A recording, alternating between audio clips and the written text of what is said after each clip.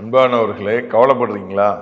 இன்னைக்கு ஏதாகிலும் ஒரு கவலை. சிலர் சொல்லுவாங்க, எனக்கு இந்த ஒரே ஒரு கவலை தான், இந்த ஒரு கவலை என் வாழ்க்கையை விட்டு நீங்கிருச்சுன்னா அவ்வளோதான். பாருங்கள், பல ஆண்டுகளுக்கு முன்பதாக எங்கள் அம்மாவுடைய சரீரத்தில் பித்தப்பையில் கல் இருந்தது. அதை எடுத்தால் அது கேன்சர்னு சொல்லிட்டாங்க. அவ்வளோதான், குடும்பமே உடைஞ்சு போயிடுச்சு. ஒரு ஈஸ்டர் டைம் எடுத்த ட்ரெஸ் எல்லாம் போடலை. குடும்பமே உடைந்து துக்கத்தோட கவலையோட ஒரு வாரம் சாப்பிடாம உபவாசம் இருந்து ஜபித்து ஆண்டவர்கிட்ட கேட்டு முறையிட்டு ஜபித்து கொண்டு இருந்தோம். பாருங்கள், தூத்துக்குடியிலேருந்து மதுரை ஹாஸ்பிட்டல் கேன்சர் சென்டருக்கு எழுதி அனுப்பிட்டாங்க. இங்கேருந்து நாங்கள் போகிற வழியில் அவ்வளோ ஒரு துக்கம். எங்கள் அம்மாட்ட கேட்டால் சொல்லுவாங்க, ஒரே ஒரு கவலை, என் கடைசி பிள்ளைய நினச்சாதான் எனக்கு கவலையாக இருக்குது, வருத்தமாக இருக்குன்னு சொல்லுவாங்க.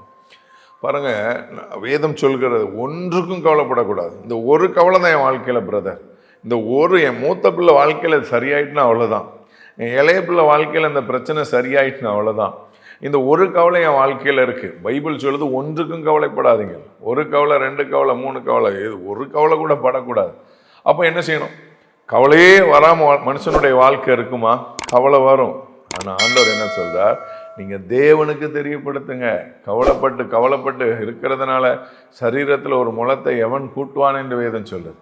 அப்போ கவலையை தேவனுக்கு தெரியப்படுத்துங்க. தேவன் உங்கள் கவலையை மாற்ற வல்லமை உள்ளவராக இருக்கிறார். கர்த்தர் உங்களை பெருக பண்ணுவார். God multiply you.